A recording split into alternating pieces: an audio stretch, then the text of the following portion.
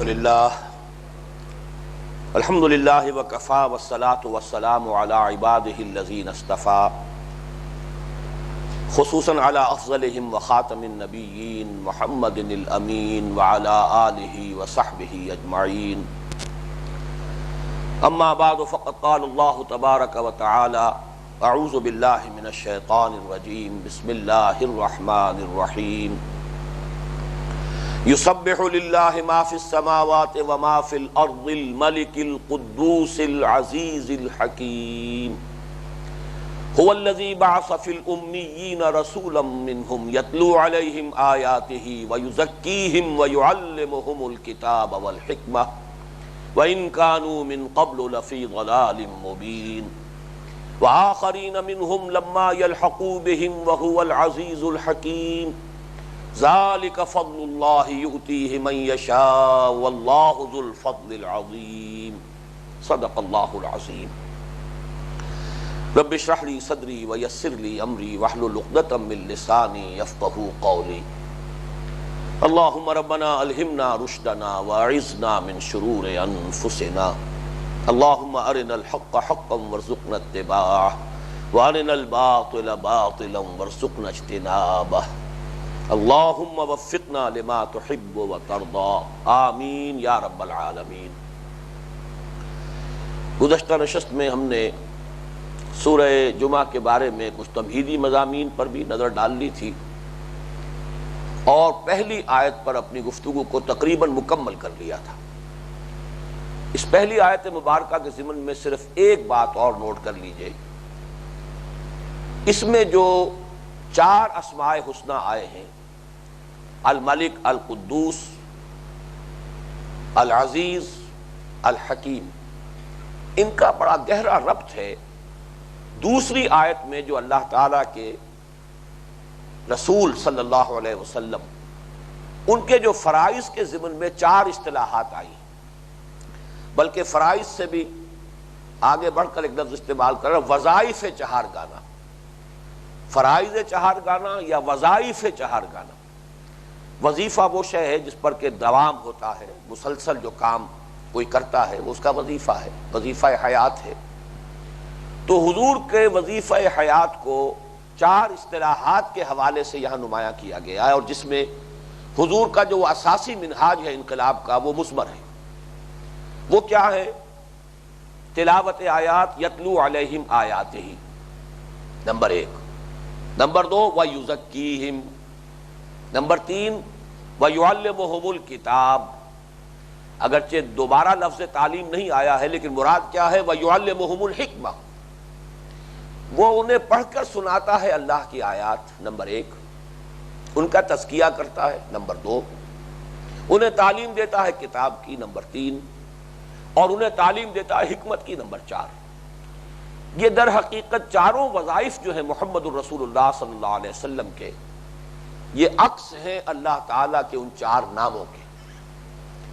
جیسے بادشاہ کے فرامین سنائے جاتے ہیں، پروکلیمیشن، اعلان ہو رہا ہے۔ پچھلے زمانے میں ڈھنڈورچی آتا تھا اور ڈھنڈورا پیٹتا ہوا وہ اعلان کرتا تھا کہ یہ بادشاہ کا فرمان ہے۔ یہ گویا کہ بادشاہ ارض و سما کے فرامین سنانا، یہ یتلو علیہم آیاتہ۔ پھر وہ القدوس ہے، پاک ہے اللہ، اس کا عکس ہے یزکیہم، انسانوں کو بھی پاک کرنا۔ جیسے کہ ایک حدیث نبوی میں الفاظ آئے ہیں، اگرچہ اس کی سند پر محدثین کو کچھ کلام ہے، لیکن صوفیاء کے ہاں اور اکثر مفسرین بھی اس حدیث کو قبول کرتے ہیں۔ تخلقوا باخلاق اللہ، اپنے اندر اللہ کے اخلاق کا ایک عکس پیدا کرو۔ اللہ تعالیٰ رحیم ہے، تم بھی اپنے اندر رحم کی ایک صفت پیدا کرو۔ سورہ تغابن میں ہم پڑھ چکے ہیں کہ تم اپنے گھر والوں کے ساتھ جو معاملہ کرو وہ یہ وہی، ان اللہ غفور الرحیم وان تعفوا وتصفحوا وتغفروا فان اللہ غفور الرحیم۔ تم اللہ کی مغفرت چاہتے ہو کہ نہیں؟ تو تم بھی تو معاف کیا کرو۔ تم اللہ کی رحمت چاہتے ہو کہ نہیں؟ تم بھی تو رحم کیا کرو۔ ارحموا من فی الارض یرحمکم من فی السماء، تم رحم کرو ان پر جو زمین میں ہے تو تم پر رحم کرے گا وہ جو آسمان میں ہے۔ تو گویا کہ تخلقوا باخلاق اللہ کا یہ تصور جو ہے چاہے یہ حدیث پرٹیکولرلی جو ہے اس کی سند قوی نہ ہو، مضمون اپنی جگہ پر قوی ہے۔ یہاں میں نے ذکر اس لیے کیا کہ اللہ تعالیٰ کا دوسرا جو یہاں پر آیا ہے نام نامی، اس میں القدوس اس کا عکس ہے یزکیہم۔ تیسرا ہے العزیز، زبردست، مقتدر مطلق۔ اور یہ تعلیم کتاب، یہ بعد میں اس کے لیے دلائل بھی میں پیش کروں گا، یہ ہے در حقیقت اللہ کے قوانین کو سکھانا۔ قرآن مجید میں جہاں بھی کوئی قانون کی بات آتی ہے وہاں لفظ کتاب آتا ہے۔ کتب علیکم الصیام، کتب علیکم اذا حضر احدکم الموت ان ترک خیرا للوصیہ، لکھ دیا گیا تم پر۔ کتب علیکم القتال، اب تم پر جنگ فرض کر دی گئی۔ تو حکم جہاں آتا تھا کوئی شرعی، وہ گویا کہ اس لفظ کے ساتھ آتا تھا۔ یہ ہے العزیز کا عکس ہے، جو مقتدر مطلق ہے، حکم دینے کا حق رکھتا ہے، اس کے احکام شریعت جو ہے جو اس نے دیے ہیں وہ ہے تعلیم کتاب۔ آخری لفظ الحکیم، اس کا تعلق جو ہے یعلمہم الحکمہ، بالکل واضح ہے۔ آخری نام نامی ہے ہی الحکیم، اور اس کا عکس ہے وَيُعَلِّمُهُمُ الْحِکْمَةَ۔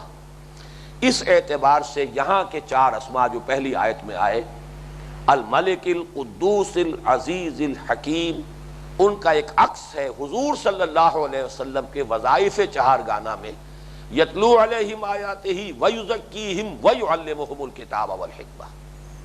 اب آئیے اس اصل میں ہماری بحث جو ہے اب دوسری آیت سے متعلق۔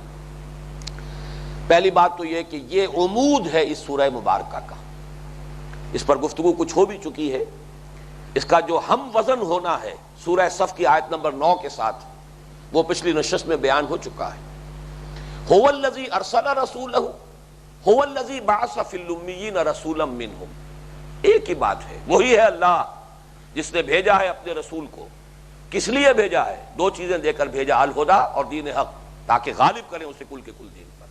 یہ ہے مقصد بعثت محمدی علی صاحب الصلاۃ والسلام۔ اس کے لیے جو جمعیت درکار ہے، جو مردان کار درکار ہے، وہ کہاں سے فراہم ہوں گے؟ هو الذی بعث فی الامیین رسولا منہم یتلو علیہم آیاتہ ویزکیہم ویعلمہم الکتاب والحکمہ۔ تو یہ در حقیقت اس سورہ مبارکہ کا عمود ہے، یہ مرکز ہے، محور ہے۔ بقیہ تمام آیات جو ہے وہ در حقیقت اس کے گرد گھوم رہی ہے، جن میں سے مثلاً ایک مثال سامنے آ چکی ہے کہ پہلی آیت میں بھی جو چار اسماء آئے ہیں ان کا ایک تعلق انہی چار وظائف چہارگانہ کے ساتھ ہے۔ اب اس پر غور کیجئے، یہ آیت مبارکہ جو ہے قرآن مجید میں یہ فرائض چہارگانہ 4 مرتبہ ہے۔ اس کا ہم وزن ہونا جو ہے وہ اس سے ثابت ہو رہا ہے کہ وہ جو مقصد بعثت محمدی علیہ صاحب الصلاۃ والسلام کو جو آیت بیان کر رہی ہے وہ 3 مرتبہ قرآن میں آئی۔ هو الذی ارسل رسولہ بالہدیٰ ودین الحق لیظہرہ علی الدین کلہ۔ یہ الفاظ تو بغیر کسی شوشے کے فرق کے یہ میں بیان کر چکا ہوں، بارہا بیان کیا ہے۔ قرآن مجید میں 3 مرتبہ ہے۔ آخری حصہ 2 مرتبہ وہی ہے وَلَوْ كَرِهَ الْمُشْرِكُونَ، ایک مرتبہ جو ہے سورہ فتح میں وَكَفَى بِاللَّهِ شَهِيدًا۔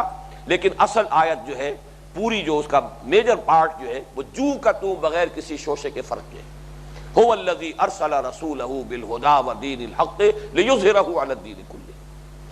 اسی طرح یہ آیت مبارکہ جو ہے، یہ جو فرائض چہارگانہ یا وظائف چہارگانہ ہے قرآن مجید میں 4 مرتبہ ہے۔ 3 مرتبہ اسی ترتیب سے آئے ہیں، تلاوت آیات، پھر تزکیہ، پھر تعلیم کتاب اور تعلیم حکمت۔ البتہ ایک جگہ پر ترتیب تھوڑی سی مختلف ہے، تلاوت آیات، تعلیم کتاب، تعلیم حکمت اور تزکیہ، تزکیہ آخر میں آیا ہے۔ تو اس سے بات جو ہے اس وقت جو واضح کرنی ہے صرف یہ بات کہ یہ عمود ہے اور ہم وزن ہے اپنی اہمیت کے اعتبار سے، کہ یہ قرآن مجید میں بعین ہی اس ترتیب کے ساتھ بھی 3 مرتبہ آئے ہیں الفاظ، اور ذرا سے فرق کے ساتھ 4تھی مرتبہ آئے۔ اب آئیے اس کے ایک ایک لفظ پر غور کیجیے۔ هو الذی، یہ 2 الفاظ تو جو کہ تم جو سورہ صف میں آئے وہ یہاں آئے ہیں۔ هو الذی ارسل رسولہ، هو الذی بعث فی الامیین۔ الذی سے مراد اللہ، وہی ہے اللہ، اور خاص طور پر یہاں اس کے لیے چونکہ فوری طور پر جو پہلی آیت ہے اس کے ساتھ ربط ہے، وہی ہے اللہ جو الملک ہے، القدوس ہے، العزیز ہے، الحکیم ہے، وہی ہے جس نے کہ اٹھایا ہے امیین میں سے ایک رسول انہی میں کا۔ اب یہ ہے در حقیقت گویا کہ اس کے ساتھ جوڑ دیجئے کہ ہوا کی ضمیر جو ہے یہاں پر هو الذی، یہ جا رہی ہے براہ راست الملک القدوس العزیز الحکیم کی طرف۔ وہی اللہ کہ جو الملک ہے، العزیز ہے، القدوس ہے، الحکیم ہے، وہی ہے جس نے اٹھایا ہے امیوں میں ایک رسول انہی میں سے۔ فی الامیین، اس کا مفہوم کیا ہے؟ یہ ذرا غور طلب معاملہ ہے۔ امی اگرچہ لفظی ترجمہ اس کا جو نسبت ہے وہ ہے ماں کی طرف، لیکن یہ کہ بعض لوگوں نے، اور چونکہ مفہوم اس سے لیا گیا ہے جیسے بچہ جب ماں کے بطن سے اس کی ولادت ہوتی ہے تو پڑھا لکھا تو نہیں ہوتا، تو جو شخص بھی پڑھنے لکھنے سے محروم رہ گیا ہو، پڑھائی لکھائی اس کی نہ ہوئی ہو، تعلیم دنیاوی جو ہے اس نے حاصل نہ کی ہو، اسے امی کہہ دیا جاتا ہے، اور اس کی نسبت جو ہے وہ گویا کہ والدہ کے ساتھ ہے۔ یہ لفظ چونکہ عام ترجمہ ہے اس کا، وہ شخص کے جو پڑھا لکھا نہیں ہے، ثقیل لفظ استعمال کریں گے ان پڑھ، انگریزی میں جو ہے ذرا ان لیٹرڈ ون، بڑا ذرا مناسب سا اور مہذب سا اس کا مفہوم ہے کہ وہ شخص کے جس نے باقاعدہ دنیا میں تعلیم حاصل نہیں کی ہے۔ بعض لوگوں نے چونکہ اسے اس لفظ کو اس معنی میں حضور کے شایان شان نہیں سمجھا۔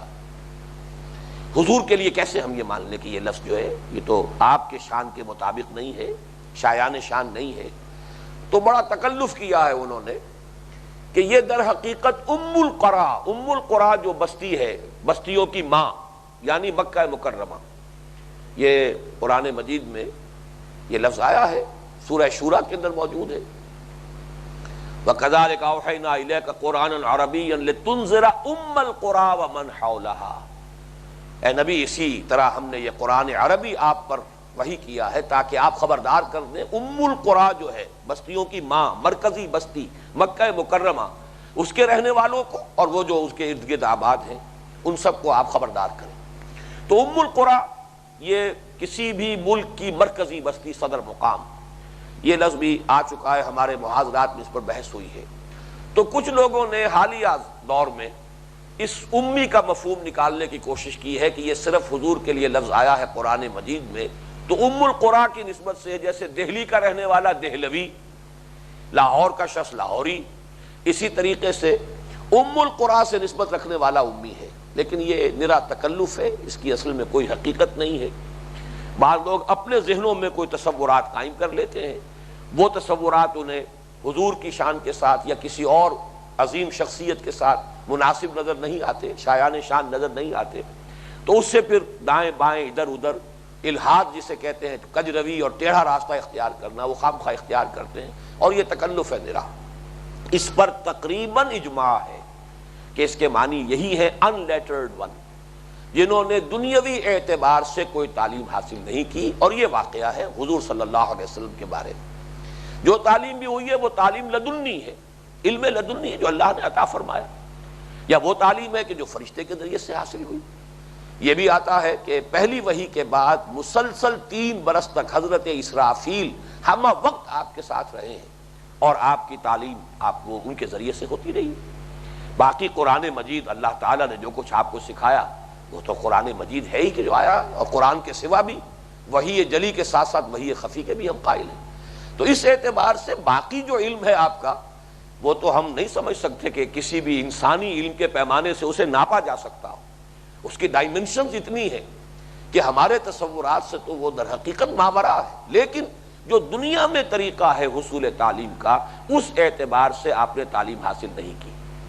تو هو الذی بعث فی الامیین، اب یہ لفظ یہاں آ رہا ہے پوری قوم کے لیے، امیین۔ قرآن مجید میں یہ لفظ آیا ہے خود حضور کے لیے بھی سورہ اعراف کے اندر، اور 2 مرتبہ آیا ہے، لیکن یہاں پر جو آ رہا ہے فی الامیین، یہ کس معنی میں اس کو سمجھ لیجئے۔ اصل میں یہ لفظ ہے، اس کی بنیاد ہے یہود کے ایک تصور پر۔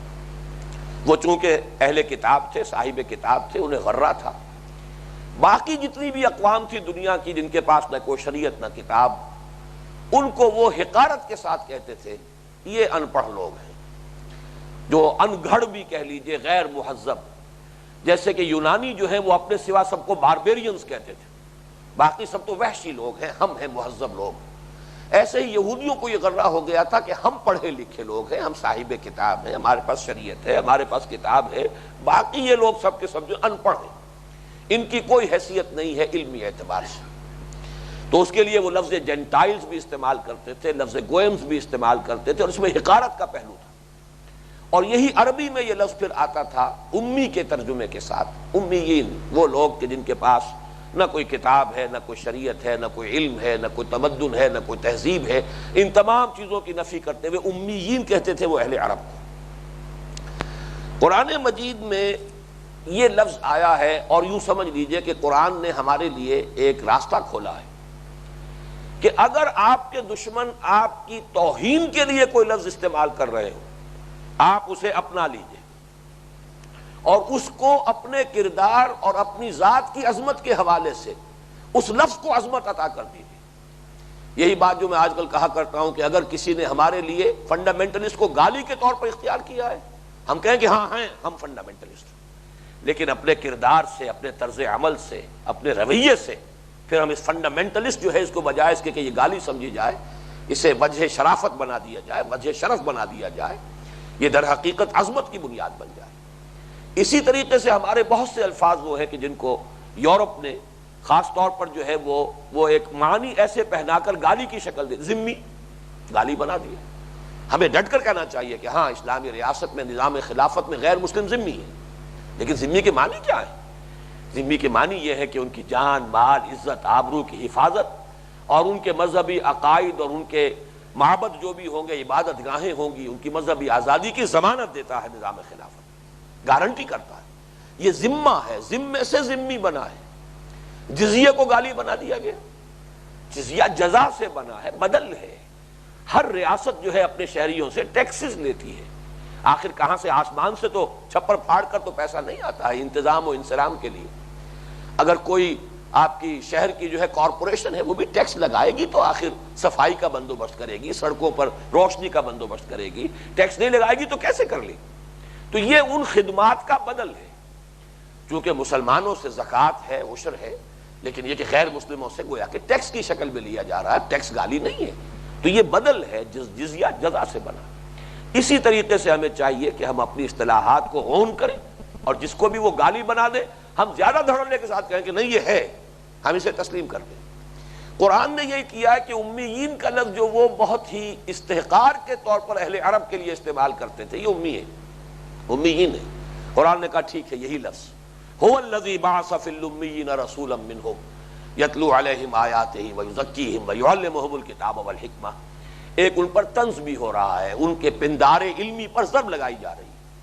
تم بڑے پڑھے لکھے اور بڑے صاحب کتاب اور صاحب شریعت ہونے کی مدعی ہو، یہ دیکھو ہماری قدرت، ہم الملک ہیں، ہم کسی بے جان شے میں جب چاہیں جان ڈال دیں، ہم کسی ان پڑھ قوم کو اس جگہ پر اٹھا کر کھڑا کر دیں کہ وہ دنیا کی معلم بن جائے۔ یہ ساری طاقت اور یہ سارا اختیار ہمارے پاس ہے، اختیار مطلق ہمارا ہے، العزیز ہم ہیں۔ تم نے اپنے آپ کو ٹھیکیدار سمجھ لیا۔ لِأَلَّا يَعْلَمَ أَهْلُ الْكِتَابِ أَلَّا يَقْدِرُونَ عَلَىٰ شَيْءٍ مِّن فَضْلِ اللَّهِ، تمہیں کوئی اختیار حاصل نہیں ہے اللہ کے فضل پر۔ وَأَنَّ الْفَضْلَ بِيَدِ اللَّهِ يُؤْتِيهِ مَن يَشَاءُ، فضل تو کل کا کل اللہ کے اختیار میں ہے، اس کے قبضہ قدرت میں، جس کو چاہے عطا کر دے۔ تو اس میں گویا کہ ان پر ایک طنز بھی ہے۔ میں قرآن مجید سے جو اس کے استعمالات ہیں وہ چاہتا ہوں کہ اس کو بھی آپ سمجھ لیں۔ سورہ آل عمران کی آیت نمبر 20 میں فرمایا قُلْ لِلَّذِينَ أُوتُوا الْكِتَابَ وَالْأُمِّيِّينَ أَأَسْلَمْتُمْ، اے نبی فرمائیے ان سے جنہیں کتاب دی گئی تھی اور جو امی ہیں، تم اسلام لے آئے ہو، اسلام لاتے ہو یا نہیں؟ تو گویا کہ یہ دو کیٹیگریز قرآن مجید نے خود معین کر دی کہ اہل عرب میں جو اولین مخاطب تھے حضور کے صلی اللہ علیہ وسلم، آپ کی حیات طیبہ میں ظاہر بات ہے کہ ہندو ہوں، مجوسی ہوں، وہ آپ کے براہ راست مخاطب نہیں بنے۔ آپ کی حیات طیبہ میں آپ پر وحی کے آغاز کے بعد 13 برس تک تو خطاب جو ہے وہ رہا ہے اہل مکہ سے، اہل عرب سے، امیین سے، لیکن وہاں یہ لفظ استعمال نہیں ہوا۔ لیکن جب اب اہل کتاب کے ساتھ سابقہ پیش آیا تو ان کے لیے کنٹراسٹ کے طور پر جو ہے ان کے ساتھ پھر یہ لفظ امیین قرآن نے استعمال کیا۔ تو گویا کہ دو کیٹیگریز ہو گئی، ایک اہل کتاب یہود اور نصارہ، اور دوسرے امیین جن کے پاس کوئی کتاب نہیں تھی۔ اس معنی میں یہ سورہ آل عمران کی آیت نمبر 20 میں لفظ آیا ہے۔ اسی طریقے سے امی کا لفظ خود اہل کتاب کی ایک تفریق کی گئی ہے قرآن مجید میں. یہ سورہ بقرہ کی آیت نمبر 78 ہے. وَمِنْهُمْ أُمِّيُّونَ لَا يَعْلَمُونَ الْكِتَابَ إِلَّا أَمَانِيَّ. چونکہ یہود میں بھی ظاہر بات ہے سب تو صاحب علم نہیں تھے، جیسے آج ہم ہیں صاحب قرآن تو ہے، پوری امت قرآن کی حامل ہے، حامل قرآن ہے، لیکن وہ حامل قرآن کتنے لوگ ہیں؟ قرآن کو جاننے والے کتنے لوگ ہیں؟ ہماری عظیم اکثریت جو ہے وہ تو بات جانتی نہیں قرآن میں ہے کیا لکھا ہوا. یہی معاملہ وہاں تھا، علماء یہود کو معلوم تھا تورات میں کیا ہے، تورات کے احکام کیا ہیں، ان کے فقہاء تھے، ان کے علماء تھے، ان کے قاضی تھے، وہ جانتے تھے. باقی جو ان کے عوام تھے وہ تورات پر ایمان رکھتے تھے، مدعی تھے تورات پر ایمان کے، حامل تورات اس معنی میں بحیثیت مجموعی تھے.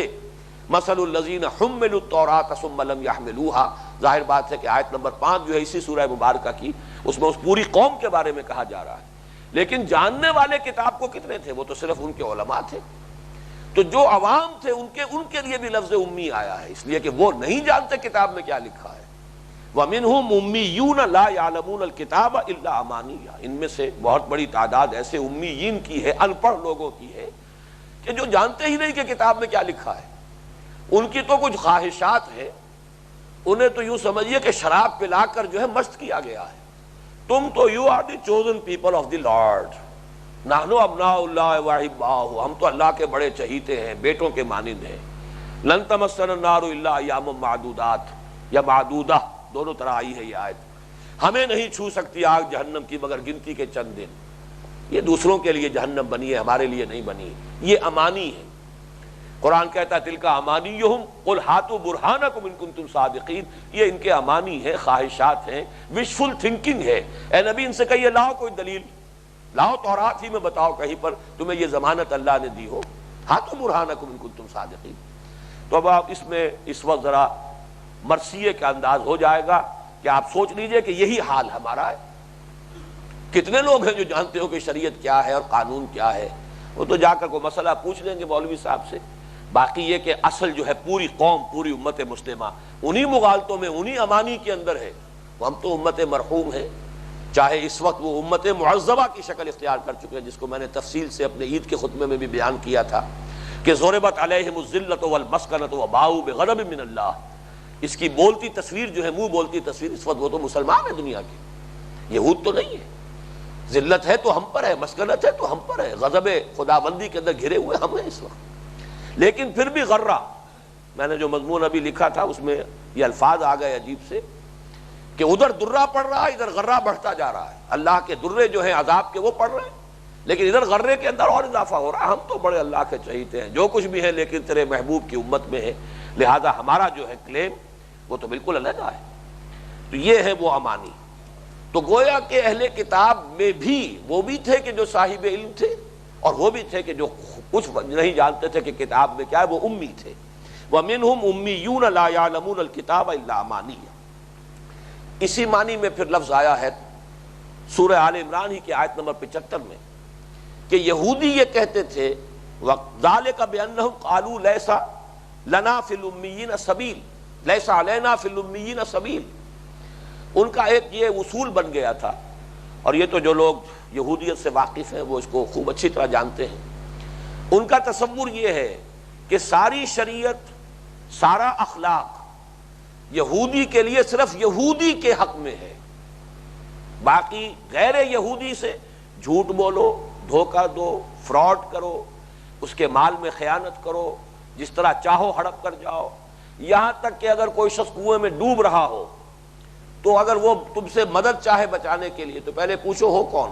اگر جنٹائل ہے تو ڈوبنے دو اس کو، اس کا ہاتھ مت پکڑو، اسے اس کنویں سے مت نکالو. یہ تالمود کی تعلیمات ہیں. وہ کہتے تھے سود حرام ہے، لیکن ایک یہودی سے نہیں لے گا، باقی دنیا سے لے جیسے چاہے لے. لیس علینا فی الامیین سبیل. ان جنٹائلز کے ضمن میں ہم پر کوئی جو ہے اللہ تعالیٰ کی طرف سے پابندی ہے ہی نہیں، جو چاہیں کریں، بائی ہک اور بائی کرک، سیدھے راستے سے یا ٹیڑھی انگلیوں سے، جیسے بھی گھی نکالا جا سکو نکالو.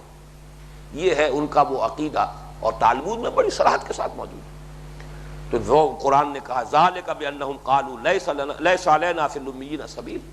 تو اس سے بھی لفظ امی پر جو ہے بحث پڑتی ہے لیکن اب اصل میں آئیے هو الذی بعث فی الامیین رسولا منہم، وہی ہے اللہ العزیز القدوس الحکیم اور الملک جس نے اٹھایا ہے۔ بعث کے معنی ہے اٹھانا، بعث بعد الموت، مردہ کو زندہ کر کے اٹھانا، اٹھایا ہے۔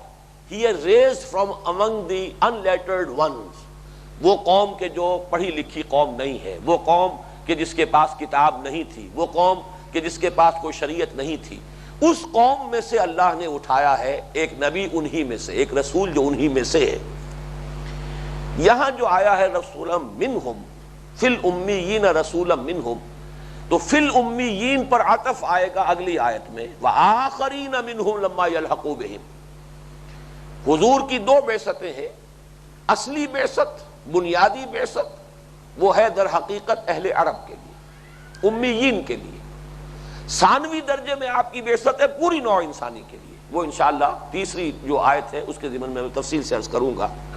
اب ذرا یہ بھی نوٹ کر لیجئے کہ هو الذی بعث فی الامیین رسولا منہم، جس نے اٹھایا ہے ایک رسول انہی میں سے۔ یہ در حقیقت بہت بڑی فضیلت ہے کہ جو امیین کو اللہ تعالیٰ کی طرف سے حاصل ہوئی۔ ذالک فضل اللہ یؤتیہ من یشاء، اسی پر یہ آیت مبارکہ ختم ہو، اگلی آیت آئے بلکہ یہ اللہ کا فضل ہے جس کو اللہ جتنا چاہتا ہے دیتا ہے۔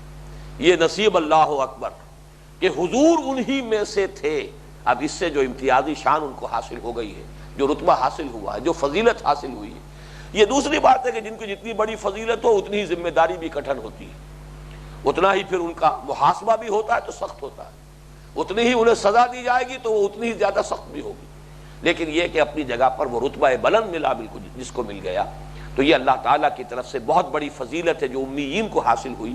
هو الذی بعث فی الامیین رسولا منہم۔ رسول امی کا لفظ جو ہے یہ آیا ہے سورہ اعراف میں آیت نمبر 157 اور 158 میں، جہاں واقعہ بیان ہوا ہے کہ جب بنی اسرائیل سے وہ غلطی ہوئی، وہ جرم ہوا بہت بڑا سرزد بچھڑے کی پرستش کا، جبکہ حضرت موسیٰ علیہ السلام طور پر گئے ہوئے تھے جہاں پہ انہوں نے 40 دن کا ایک چلہ جو ہے وہ مکمل کیا، عبادت گزاری، اور اس کے بعد تورات عطا ہوئی۔ اس عرصے میں جو معاملہ ہوا ہے تو واپس آ کر تفصیل میں جانے کا موقع نہیں ہے۔ پھر ایک اجتماعی توبہ کے لیے ایک توبہ تو انہوں نے کی، اور وہ یہ کہ اقتلوا انفسکم، قتل کرو اپنے آپ کو۔ ہر قبیلے میں سے جن لوگوں نے وہ شرک کا جرم کیا تھا اس قبیلے ہی کے لوگوں کو حکم دیا گیا کہ انہیں قتل کریں، اور یہ ہوا ہے۔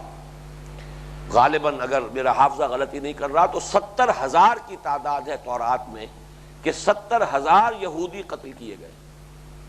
کل تعداد جو آئی تھی وہاں سے وہ 6 لاکھ کی تعداد ہے کہ جو ایکسوڈس جو ہوا ہے مصر سے حضرت موسیٰ علیہ السلام کے ساتھ 6 لاکھ کی نفری تھی۔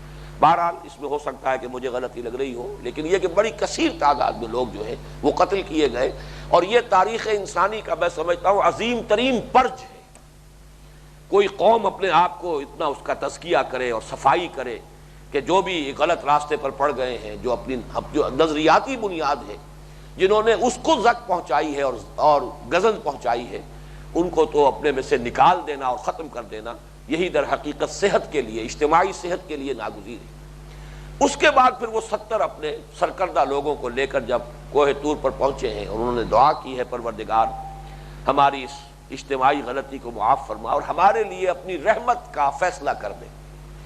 اس کے جواب میں جو آیات آئی ہیں وہ تفصیلی ہے، لیکن اس کا یہ حصہ میں سنا رہا ہوں کہ اللہ تعالیٰ نے فرمایا کہ میری ایک رحمت تو عام ہے، رحمتی وسعت کل شیء، البتہ ایک رحمت خاص ہے، وہ میں نے اپنے ان بندوں کے لیے مخصوص کر کے رکھ چھوڑی ہے، الذین یتبعون الرسول النبی الامی الذی یجدونہ مکتوبا عندہم فی التوراۃ والانجیل، وہ جو میرے اس رسول اس نبی امی پر ایمان لائیں گے اور اس کا اتباع کریں گے، جس کی کہ وہ بشارتیں اپنے ہاں لکھی ہوئی پائیں گے، انجیل میں بھی تورات میں بھی، وہ رحمت خاصہ جو ہے ان کے لیے میں نے وہ لکھ دی ہے، ساکتبھا، یہ میں لکھ دوں گا، یہ میں نے طے کر دیا ہے۔ وہ رحمت خصوصی جو ہے وہ ان کے حصے میں آئے گی، الذین یتبعون الرسول النبی الامی الذی، وہ لوگ کہ جو اتباع کریں گے میرے اس نبی رسول نبی امی کا، الذی یجدونہ مکتوبا عندہم فی التوراۃ والانجیل، جس کی کہ بشارت ہے، جس کو وہ پائیں گے لکھا ہوا اپنے پاس تورات اور انجیل میں، یعنی جن کی بشارتیں موجود ہوں گی تورات اور انجیل۔ اور اگلی آیت میں پھر حضور کی طرف سے اعلان ہوا ہے، قل یا ایھا الناس، اے نبی اعلان کر دیجئے، یا ایھا الناس، اے لوگو، انی رسول اللہ الیکم جمیعا الذی لہ ملک السماوات والارض لا الہ الا ھو یحیی ویمیت فآمنوا باللہ ورسولہ النبی الامی الذی یؤمن باللہ وکلماتہ۔ اے لوگو، میں اب اللہ کا وہ رسول ہوں جو پوری نوع انسانی کے لیے آیا ہوں، اس اللہ کی طرف سے جس کے لیے ہے بادشاہی آسمانوں اور زمین کی، اس کے سوا کوئی معبود نہیں، وہی زندہ رکھتا ہے، وہی مارتا ہے۔ بس ایمان لاؤ اللہ پر اور اس رسول نبی امی پر جو اللہ پر بھی ایمان رکھتا ہے، اس کی کلمات پر بھی، اس کے آیات پر بھی جو نازل ہو رہی ہے اس پر ایمان رکھتا ہے۔ تو گویا کہ حضور کے لیے تو یہ آپ کے ایک بہت نمایاں وصف کی حیثیت سے قرآن مجید نے اس کو اختیار کیا، نبی امی، آپ نبی امی ہیں خود صلی اللہ علیہ وسلم، اور جس قوم میں آپ کی بعثت ہوئی اور آپ کی بعثت خصوصی بھی اسی قوم کے لیے ہے، اس قوم کے لیے بھی اللہ تعالیٰ نے خود قرآن مجید میں بطور علم یہ لفظ استعمال کر لیا، امیین، جس کو کہ اہل کتاب یہودی بالخصوص تحقیر کے طور پر استعمال کرتے تھے۔ اس میں جیسا کہ میں نے عرض کیا، ہمارے لیے بھی ایک رہنمائی ہے کہ اگر ہمارے دشمن کسی چیز کو ہمارے لیے حقارت کا ذریعہ بنائیں، ہم اسے دھڑلے کے ساتھ اختیار کریں اور کہیں کہ ہاں ہے ایسا، اور اس میں اپنے کردار اور اپنے طرز عمل سے پھر اس کے اندر عظمت کی ایک شان اور اس کے اندر بنیاد جو ہے شرف کی وہ خود پیدا کر لیں۔ اب آئیے، یہ جو فرائض چہارگانہ ہیں حضور کے جو اس آیت میں آئے، هو الذی بعث فی الامیین رسولا منہم یتلو علیہم آیاتہ ویزکیہم ویعلمہم الکتاب والحکمہ وان کانوا من قبل لفی ضلال مبین۔ پہلی بات تو میں عرض کر چکا ہوں، یہ اس سورہ مبارکہ کا عمود ہے۔ جیسے سورہ صف کا عمود قرآن مجید میں 3 مرتبہ آیا، یہ قرآن حکیم میں 4 مرتبہ آیا ہے، اور اسی سے در حقیقت ہمیں اہمیت معلوم ہوتی ہے۔ ان 4 اصطلاحات کی اہمیت ہے۔ ایک تو اس کی اہمیت یہ کہ یہ اساسی منہاج اتنا اہم ہے کہ فرض کیجئے قتال اور جہاد اور سارے مراحل تو آپ کے سامنے موجود ہیں، لیکن خدا نہ خواستہ اس بنیادی تربیت کو اور یہ جو اساسی منہاج ہے اس سے سکپ اوور کر گئے تو ساری محنتیں اور ساری کوششیں اور ساری قربانیاں اور چاہے لاکھوں کی جانیں چلی جائیں، وہ سارا نتیجہ نہیں نکلے گا، اور سب کا سب کم سے کم دنیا کی حد تک تو وہ بے نتیجہ اور لا حاصل رہے گا۔ اس کی ہمارے سامنے بڑی ہی روشن مثال اس وقت جو ہے تاحال کا جو معاملہ ہے کہ جو کچھ افغانستان میں ہوا ہے، کتنی لاکھوں جانیں گئی ہیں مسلمانوں کی، 10 لاکھ تو کہتے تھے اسی زمانے میں، ابھی اس کے بعد تو اضافہ دن بدن ہوتا چلا جا رہا، لیکن یہ کہ چونکہ نہ وہ دعوت اور نہ وہ تربیت کا مرحلہ طے ہوا تھا۔ ویسے بھی صورت کچھ یہ تھی کہ یہ صورتحال ان پر ٹھونس دی گئی، لیکن بہرحال چاہے وہ جبرن ہوئی ہے، چاہے وہ حالات کے تقاضے کے تحت ہوئی ہے، چاہے ان کی اپنی کوتاہیوں کی وجہ سے ہوئی ہے، بہرحال وہ جو ہمارے لیے سبق ہے وہ یہ ہے کہ جب تک یہ بنیادی اور اساسی منہاج نہ اس کے اوپر پورا نہ اترا جائے، نتائج جو ہے وہ نہیں نکل سکتے کہ جو پیش نظر ہے۔ تو ان کی اس اہمیت کو آپ سمجھیے، اور میں اللہ تعالیٰ کا شکر ادا کرتے ہوئے بطور تحدیث نعمت عرض کر رہا ہوں کہ جیسے میں نے پہلے تذکرہ کیا تھا کہ وہ جو آیہ مبارکہ ہے هو الذی ارسل رسولہ بالہدی ودین الحق لیظہرہ علی الدین کلہ، اس پر 24 صفحے کا ایک مضمون میرے اس کتابچے کے اندر موجود ہے، نبی اکرم صلی اللہ علیہ وسلم کا مقصد بعثت۔ اسی طرح اس آیت مبارکہ پر بھی میرا ایک مضمون انقلاب نبوی کا اساسی منہاج، بنیادی منہاج۔ بنیاد یہ ہے، باقی سب جہاد قتال اس کے اوپر ہوں گے، پیسیو ریزسٹنس ایکٹیو ریزسٹنس اس کے بعد ہوں گے، اصل بنیاد یہ ہے۔ یہ بنیاد کچی ہو، کمزور ہو، مزمحل ہو تو ظاہر بات ہے کہ اوپر کی منزلیں جو ہیں وہ پھر اسی طرح شیکی رہیں گی، ان کی وہ حیثیت جو ہے استحکام ان میں کبھی نہیں آئے گا۔ تو اس کے لیے بھی الحمدللہ کہ وہ بہت جامع جو ہے تحریر کی شکل میں بھی موجود ہے۔ ان میں جو یہ 4 اصطلاحات آئی ہیں اور ریپیٹ ہوئی ہیں بعین ہی انہی الفاظ کے ساتھ، اس میں گویا کہ ہمارے لیے رہنمائی ہے کہ ان الفاظ میں معانی کا کوئی سمندر جو ہے وہ موجود ہے۔ جو غالب کے میں نے بہت سے مواقع پر آپ کو وہ ایک مصرع اور ایک شعر جو ہے بارہا سنایا ہے کہ زیر ہر لفظ غالب چیدام میں خانہ ہے۔ دعویٰ ہے غالب کا کہ غالب کے تو ایک ایک لفظ کے نیچے ہمیں پورے معانی کے میخانے ملے، معانی اور جو بھی اس کے اندر حکمتیں. اور ایک اور جگہ وہ کہتے ہیں گنجینہ معنی کا طلسم اس کو سمجھیو، جو لفظ کے غالب میرے اشعار میں آوے. یہ نہ سمجھنا کہ ایسے ہی آ گیا، ضرورت شعری کے تحت آ گیا ہے، مجبوری کے تحت آ گیا ہے، بلکہ جو لفظ میرے شعر میں آئے گا سمجھ لینا کہ وہ گنجینہ معنی کا طلسم ہے، اس میں معانی کا جو ہے خزانہ مضمر ہے.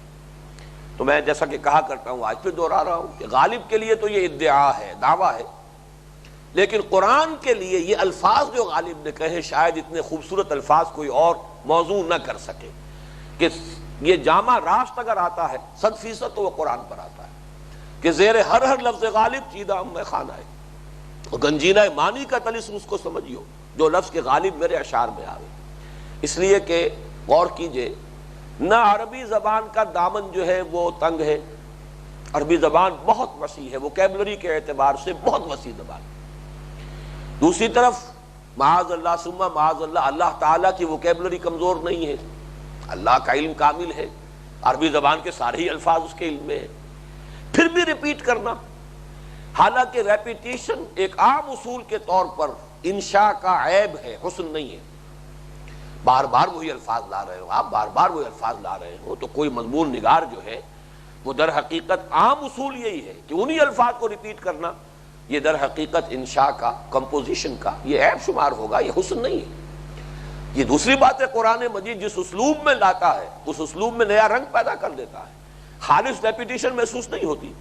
لیکن یہ کہ بہرحال اس حد تک تو قابل غور مسئلہ ہے کہ بعین ہی وہی الفاظ کیوں آ رہے ہیں. تو معلوم ہوا کہ اصل میں اس میں ہمارے لیے یہ رہنمائی اور ہدایت ہے کہ فوکس کرو اپنے لینس کو، مائکروسکوپ کے لینس کو فوکس کرو، اس کے اندر تمہارے لیے بڑی حکمت اور بڑی معرفت اور بڑی ہدایت اور بڑی رہنمائی مثمر ہے. اب ایک بات میں عرض کر رہا ہوں کہ جو بعض حضرات کے علم میں اگر پہلی مرتبہ آ رہی ہوگی تو وہ شاید فوری طور پر اسے قبول نہ کریں. یہ چاروں اصطلاحات در حقیقت قرآن مجید ہی کے 4 حصے ہیں. ان میں سے 2 کے بارے میں تو کوئی شک ہو ہی نہیں سکتا کہ اس سے مراد قرآن ہے. یتلو علیہم آیات ہی، اس میں کسی شک کی گنجائش نہیں، مراد ہے قرآن کی آیات پڑھ کے سنانا.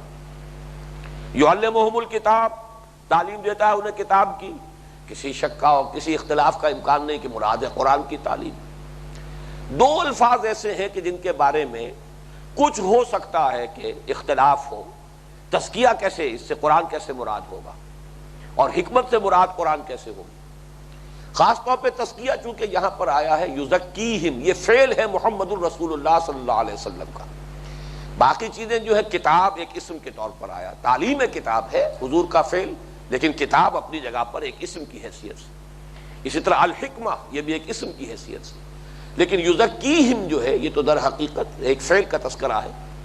لیکن یہ کہ جہاں تک میں سمجھ پایا ہوں، جس پر مجھے پورا اطمینان ہے انشراح صدر کے ساتھ، وہ یہ ہے کہ یہ چاروں چیزیں در حقیقت قرآن مجید کے 4 حصے ہیں. یتلو علیہم آیات ہی سے مراد ہے قرآن کا وہ حصہ جس میں دعوت ایمان دی گئی ہے، ایمان کے مباحث ہے، توحید کی بحث ہے، معاد کی بحث ہے، بعث بعد الموت کی بحث ہے، اس پر جو اشکالات پیش کیے جاتے تھے ان کا جواب ہے، شرک کی مذمت ہے، رسالت کا اس بات ہے، یا رسالت پر جو اعتراضات ہوتے تھے، مال ھذا الرسول یاکل الطعام ویمشی فی الاسواق، یہ کیسے رسول ہے، یہ تو کھانا بھی کھاتے ہیں، بازاروں میں بھی چلتے پھرتے ہیں. تو یہ تمام چیزیں جو ہیں ایمانیات کی دعوت مثبت انداز میں، اور اس پر جو بھی کوئی اعتراضات وارد ہوئے ان کے جواب، یہ قرآن کا اولین اور اہم ترین حصہ ہے.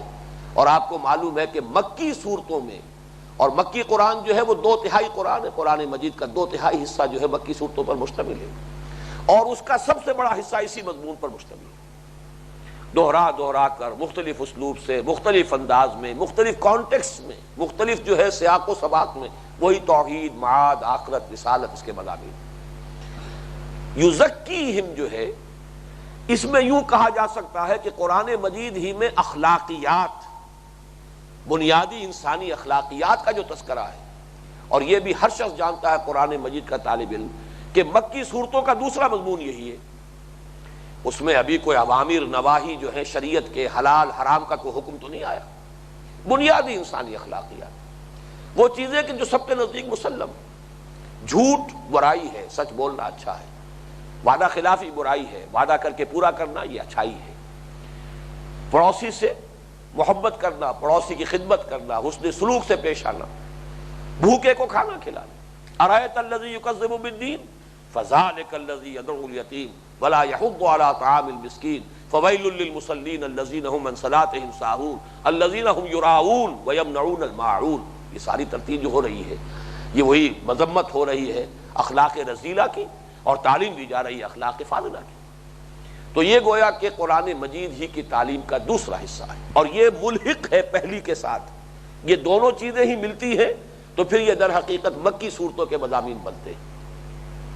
تیسرا حصہ قرآن کا وہ ہے جسے کہ تعلیم کتاب سے تعبیر کیا گیا ہے، وہ ہے احکام. قرآن میں جو احکام شریعت آئے، اور یہ مدنی دور میں آئے. یہ حلال ہے، یہ حرام ہے، یہ واجب ہے، یہ ممنوع ہے، یہ کرنا ہے، یہ نہیں کرنا ہے، یہ تم پر لازم کیا گیا، اس سے تمہیں باز رہنے کا حکم دیا گیا، یہ حدود اللہ ہے فلا تعتدوها، یہ اللہ کی حدود ہے ان سے تجاوز نہ کرو، فلا تقربوها، بلکہ keep at a safe distance, ان کے قریب بھی مت جاؤ، مبادا یہ کہ تم پھر کہیں ان حدود سے تجاوز کر جاؤ. تو ذرا سا فاصلہ جو ہے برقرار رکھو، اللہ کی حدود میں آخری حدود تک نہ پہنچ جاؤ. یہ سارے احکام جو ہیں، جیسا کہ میں نے عرض کیا قرآن مجید میں جہاں بھی کوئی شرعی حکم آتا ہے وہ کتب علیکم. اس کے کچھ اور بھی شواہد میں بعد میں پیش کروں گا، ابھی میں اس کو اصولی اعتبار سے بیان کر رہا ہوں. اور آخری چیز ہے حکمت. یہ در حقیقت قرآن مجید ہی کا انٹیگرل پارٹ ہے. جیسے کہ سورہ بنی اسرائیل میں وہ آیت ہم پڑھ چکے ہیں، ذالک مما اوحی الیک ربک من الحکمہ. یہ ہے وہ تعلیمات کہ جو آپ کے رب نے آپ کی طرف وحی کی ہے از قسم حکمت. تو در حقیقت حکمت بھی قرآن مجید کا انٹیگرل پارٹ ہے. اس میں جو ایک رائے ہمارے ہاں پیش کی، اور چونکہ وہ بڑی عظیم شخصیت نے پیش کی، امام شافعی رحمۃ اللہ علیہ نے حکمت سے مراد حدیث لی یا سنت لی. تو میرے نزدیک یہ بات اصلاً غلط نہیں، بلکہ میں اس سے بڑھ کر کہہ رہا ہوں کہ قرآن مجید کے یہ چاروں اجزاء جو ہیں، ان چاروں کی تشریح اور تفصیل جو ہے وہ آپ کو حدیث میں ملے گی. آپ کو معلوم ہے اللہ کے احکام جو آتے ہیں قرآن مجید کے اندر، ان کی مزید شرح و بسط جو ہے، تفصیل جو ہے، تشریح آپ کو حدیث میں ملے گی.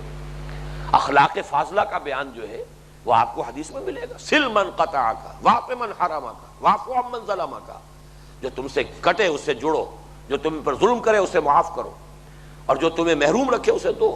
اب یہ اخلاق فاضلہ کی بلندی ہے. تو یہ تمام چیزیں حدیث میں بھی ہیں. تو گویا کہ حدیث کو تو اصل میں ماننا چاہیے، یا سنت کو ماننا چاہیے کہ وہ پورے قرآن کی تشریح ہے. اس سب کی جو ہے ہمیں اس کے بارے میں مزید تفصیل مل جاتی ہے. اس کو قرآن کے کسی ایک حصے سے یا قرآن سے علیحدہ کر کے اس کو کسی اس کے جز ہی کے حوالے سے اس کو صرف محدود کر دینا میرے نزدیک یہ درست نہیں ہے. صحیح بات یہی ہے کہ در حقیقت یہ چاروں چیزیں ایک ہی قرآن کے اجزاء ہیں، اس کے چار حصے ہیں، اور ترتیب یہی ہے جو کہ قرآن مجید میں نزول کے اعتبار سے آئی. چنانچہ سورہ بقرہ کے ضمن میں خاص طور پر دورہ ترجمہ قرآن کے دوران آپ کو یاد ہوگا، بہت سے حضرات کو جو شریک رہے ہیں، سورہ بقرہ میں پھر آیات حکمت جو آتی ہیں، جن کو میں نے مثال دی تھی کہ جیسے کپڑے کا تانا بانا ہے لیکن اس میں بڑے بڑے پھول بنے ہوئے ہیں. اب لیس البر ان تولوا وجوہکم قبل المشرق والمغرب ولکن البر من آمن باللہ الی آخر الآیہ. یہ اتنی عظیم آیت جو ہے حکمت کا ایک بہت بڑا خزانہ ہے.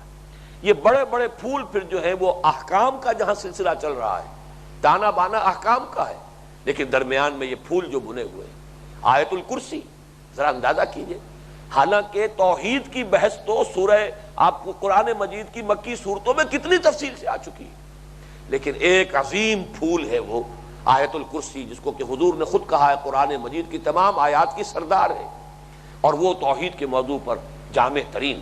تو یہ گویا کہ وہ ہے کہ خلاصے نکال کر ہر شے کا، جیسے آپ کہتے ہیں کسی شے کا عطر، ایسنس اس کا نکال لینا، یہ ہے در حقیقت وہ حصہ کہ جو آپ کو مدنی صورتوں میں ملتا ہے. اسی اعتبار سے سورہ حدید جب ہم پڑھیں گے، حکمت خداوندی اور جو قرآنی فلسفہ ہے اس کی چوٹی ہے پہلی 6 آیات جو ہے سورہ حدید کی. اور اللہ کے اسماء، ان کے حوالے سے معرفت ہماری ساری کی ساری اللہ کے اسماء اور صفات کے حوالے سے، ان کا سب سے بڑا گلدستہ وہ بھی مدنی صورت میں آ رہا ہے سورہ حشر میں، جیسا کہ میں نے آپ کو بتایا کہ 16-17 اسماء جو ہیں 3 آیتوں میں جمع کر دیے گئے۔ تو در حقیقت تلاوت آیات، اس سے بھی مراد قرآن، تزکیہ اس سے بھی مراد قرآن، اس لیے کہ نفس کی بیماریوں کا علاج ہی قرآن ہے۔